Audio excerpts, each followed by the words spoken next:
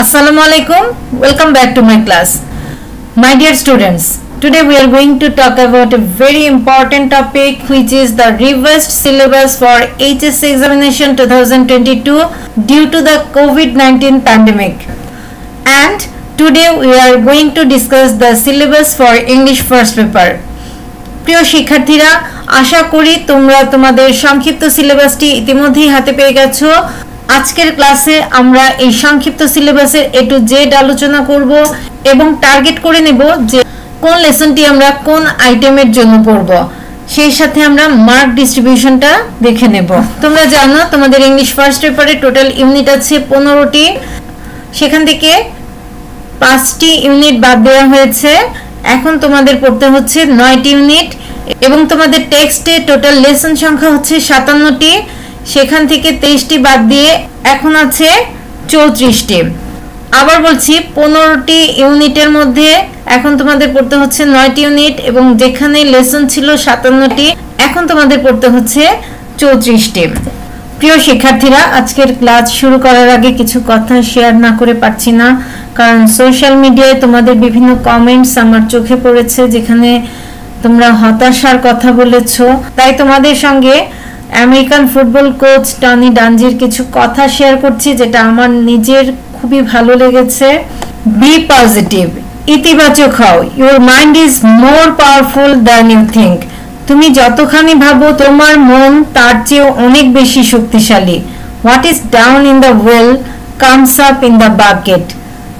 কুয়োতে পড়ে যাওয়া জিনিসও বালতিতে করে তুলে আনা যায়। Fill yourself with positive things. ইতিবাচক বিষয় দিয়ে নিজেকে পরিপূর্ণ রাখো। ইতিবাচক চিন্তা, ইতিবাচক কথা, ইতিবাচক ভাবনা, ইতিবাচক কাজ দিয়ে তুমি নিজেকে পরিপূর্ণ রাখো, তাহলে দেখবে ইনশাল্লাহ তোমার জীবনটাও পজিটিভ হবে। সব সময় পজিটিভ চিন্তা করতে হবে, কখনোই নেগেটিভ চিন্তা করবে না। যতই নেগেটিভ চিন্তা করবে তুমি পিছিয়ে যাবে। আমি তোমাদের নতুন প্রজন্মকে শ্রদ্ধা করি, স্যালুট করি, কারণ তোমাদের মধ্যেই আছে অসম্ভবকে সম্ভব করার শক্তি, সমস্যাকে সম্ভাবনায় রূপ দেওয়ার শক্তি। তাই আশা করি আজকের থেকে তোমরা আর নেগেটিভ চিন্তা করবে না, সামনে শুধু ইতিবাচক চিন্তা করবে, জীবন সম্পর্কে ইতিবাচক ভাববে, কারণ যে পরিস্থিতিতে তোমরা আছো সেই পরিস্থিতিতে সারা বিশ্ব আছে। তাই মন থেকে সমস্ত নেগেটিভ চিন্তা মুছে ফেলে আজ থেকে পজিটিভ চিন্তা শুরু করো। দেখো জীবন কতটা সুন্দর, জীবন কতটা উপভোগ্য, জীবন কতটা সম্ভাবনাময়। প্রিয় শিক্ষার্থীরা, প্রথমে আমরা মার্ক ডিস্ট্রিবিউশনটা দেখে নিব, তাহলে আমরা বুঝতে পারবো যে আমাদের কোন কোন আইটেম পড়তে হবে। Mark distribution for English first paper. Test item, এখানে টেস্ট আইটেমগুলো আছে এবং মার্কস আছে। তোমাদের কোশ্চেনের দুটো পার্ট থাকে। ফার্স্ট পার্ট হচ্ছে রিডিং 60 মার্কসের। এই 60 মার্কসের মধ্যে 35 মার্কস থাকে ইংলিশ ফর টুডে, অর্থাৎ তোমাদের টেক্সট বুক থেকে। আর আজকে যে সিলেবাসটা দেওয়া হয়েছে সেখানে এই 35 মার্কসের উপর আমরা ডিটেইলে আলোচনা করব। আমরা কোন লেসন থেকে কি পড়বো সেটা আমরা মিলিয়ে দেখব। টেক্সট থেকে যে আইটেমগুলো আসে তার মধ্যে প্রথমটি হলো মাল্টিপল চয়েস কোয়েশ্চেন্স, অর্থাৎ এমসিকিউ। 10টি এমসিকিউ থাকবে, প্রতিটিতে 0.5 করে 5 নাম্বার। শর্ট অ্যান্সার কোয়েশ্চেন্স হচ্ছে, অর্থাৎ যেটা ওপেন এন্ডেড কোয়েশ্চেন, সেখানে প্রতিটিতে 2 করে 5টি কোয়েশ্চেনের উত্তর দিতে হবে এবং টোটাল মার্কস হচ্ছে 10। নেক্সট আছে ইনফরমেশন ট্রান্সফার বা ফ্লো চার্ট। যদি আমরা জানি যে ফ্লো চার্টটা বেশি আসে, এখানে আমরা 10 নাম্বার পেতে পারি। টেক্সট থেকে আরেকটা যে আইটেম আসে সেটা হচ্ছে সামারি রাইটিং। সামারি প্যাসেজ থেকেও আসতে পারে, আবার পয়েম থেকেও আসতে পারে। আমরা দুটোই পড়বো ইনশাল্লাহ। সামারিতে থাকছে 10 মার্কস। তাহলে এই যে 35 মার্কস, এমসিকিউতে 5, শর্ট অ্যান্সার কোয়েশ্চেনে 10, ইনফরমেশন ট্রান্সফার বা ফ্লো চার্টে 10 এবং সামারিতে 10। এই টোটাল 35 মার্কস হচ্ছে তোমার টেক্সট বুক থেকে আসে। অর্থাৎ এই সংক্ষিপ্ত সিলেবাসটি যদি তুমি খুব ভালো করে পড়ো তাহলে এখানে তোমার 30-র উপরে মার্কস চলে আসবে। তারপর 3টি আইটেম আছে। এই 3টি আইটেম আনসিন, অর্থাৎ এগুলো তোমাদের টেক্সট থেকে আসবে না। উইথ ক্লুজে আছে 0.5 করে 10টি ফিল ইন দ্য গ্যাপসে তুমি 5 নাম্বার পাচ্ছ। ক্লোজ টেস্ট উইদাউট ক্লুজ, এটা 1 সিন। এখানে উইদাউট ক্লুজে 10টি গ্যাপ থাকবে, প্রতিটিতে 1 করে, তোমার 10 মার্কস। আর রিঅ্যারেঞ্জিং এও 10টি সেন্টেন্স থাকবে, 10টি সেন্টেন্সের জন্য তোমার মার্কস হচ্ছে 10। আমি ইনশাআল্লাহ ক্লোজ টেস্ট উইথ ক্লুজ এবং উইদাউট ক্লুজের উপর ক্লাস নিব, রিঅ্যারেঞ্জের উপর ক্লাস নিব এবং সেখানে আলোচনা করব যে কিভাবে cloze test with clues, without clues, rearrange এগুলো কমন না পড়লেও উত্তর দেওয়া যায়। আমার ক্লাসগুলো যদি তোমরা ইনশাআল্লাহ করো এবং আমার ট্রিক্স এবং টিপসগুলো যদি তোমরা প্রপারলি ফলো করো, তাহলে আমি আশা করতে পারি তোমরা cloze test with clues, without clues, rearrange এগুলো কমন না পড়লেও যেন সেখান থেকে ফুল মার্কস আনতে পারো। Next one is part 2 guided writing. প্রথমত থাকছে একটি প্যারাগ্রাফ, প্যারাগ্রাফে 15 মার্কস। প্যারাগ্রাফ টেক্সচুয়াল হতে পারে, নন টেক্সচুয়ালও হতে পারে। টেক্সটের যে লেসনগুলো শর্ট সিলেবাসে আছে সেখান থেকে আজকে আমরা কিছু প্যারাগ্রাফ বাছাই করে নিব। Next one is story writing. Story লেখার জন্য তুমি পাচ্ছ 15 মার্কস। তারপরের আইটেম হচ্ছে ইনফর্মাল লেটার, এখানে 10 মার্কস। তবে ইনফর্মাল লেটারে যদি কোনো সমস্যা থাকে, আমার ইনফর্মাল লেটারের উপর ক্লাস আছে, সেই ক্লাসের লিংক আমি ডেসক্রিপশন বক্সে দিব, তোমরা একটু প্লিজ চেক করে নিও। প্রিয় শিক্ষার্থীরা, এখানে তোমাদের সংক্ষিপ্ত সিলেবাসের সামারি করা আছে, তোমরা সবাই একটু মিলিয়ে নাও।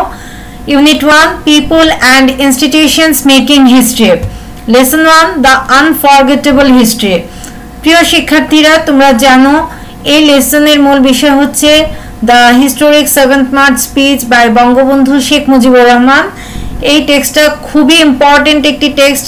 এটা থেকে ফার্স্ট প্যাসেজ অর্থাৎ এমসিকিউ এবং ওপেন এন্ডেড কোয়েশ্চেন্স আসে, এছাড়াও ফ্লো চার্ট, ইনফরমেশন ট্রান্সফার আসতে পারে, সামারি আসতে পারে।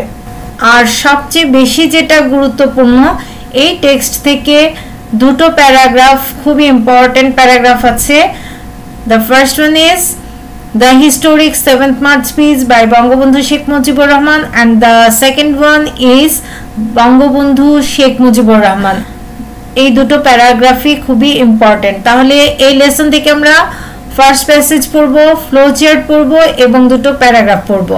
The next one, lesson 2 is Nelson Mandela from apartheid fighter to president.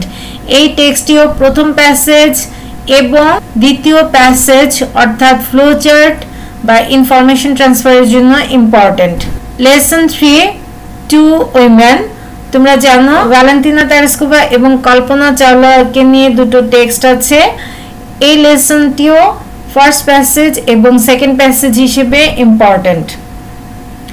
Unit 3 dreams, what is a dream, এটা ফার্স্ট প্যাসেজ হিসেবে আসতে পারে, ফ্লো চার্ট হিসেবেও আসতে পারে।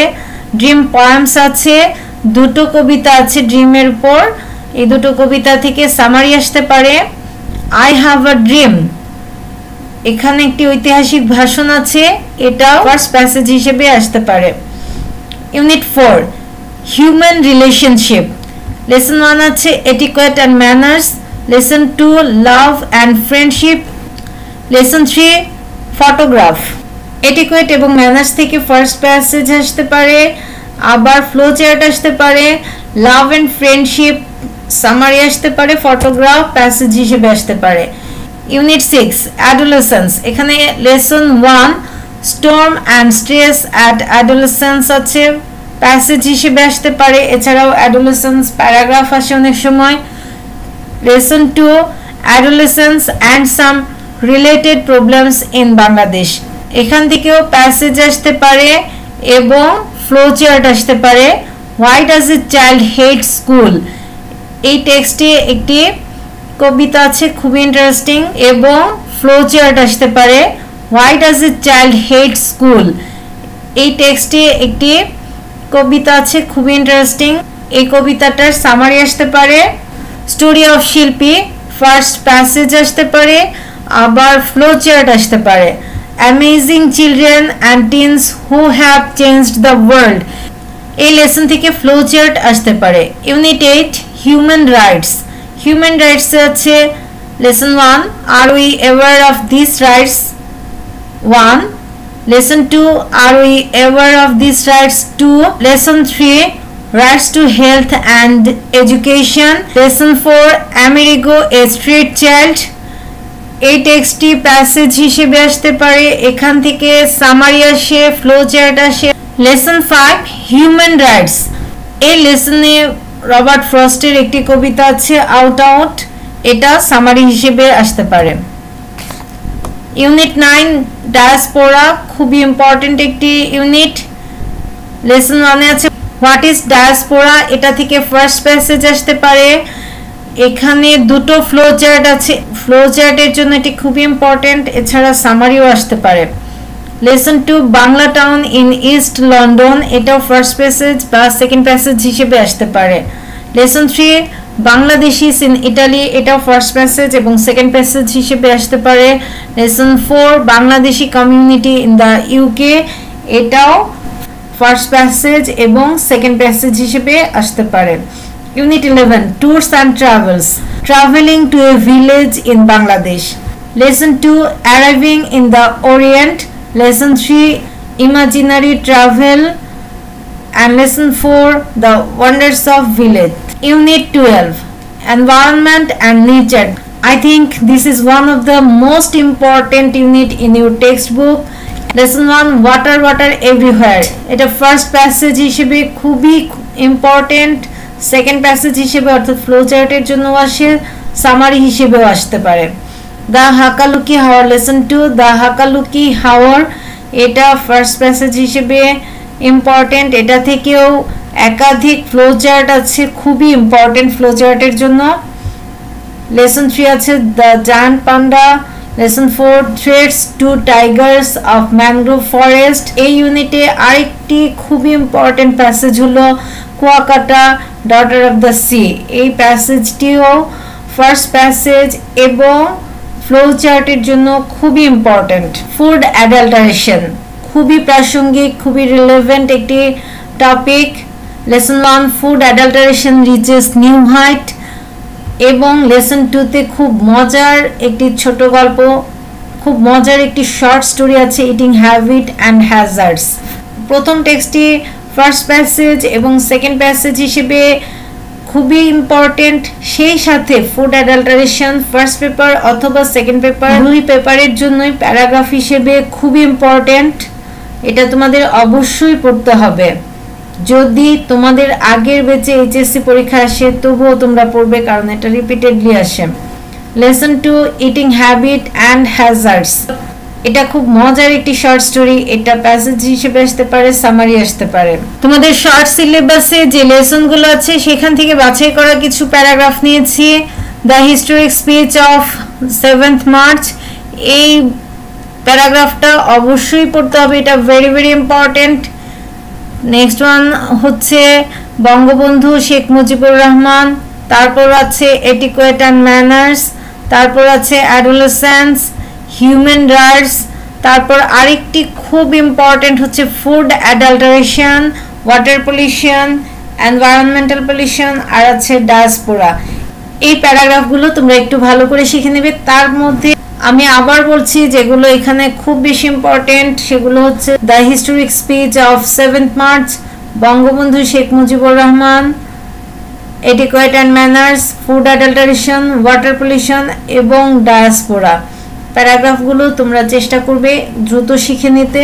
আরেকটি বিষয় মনে রাখবে, এখন তোমাদের প্যারাগ্রাফে 15 মার্কস থাকে, আগে ছিল 10 মার্কস, এখন 15 মার্কসের জন্য পড়ছো, একটু এক্সটেনশন থাকলে ভালো হয়।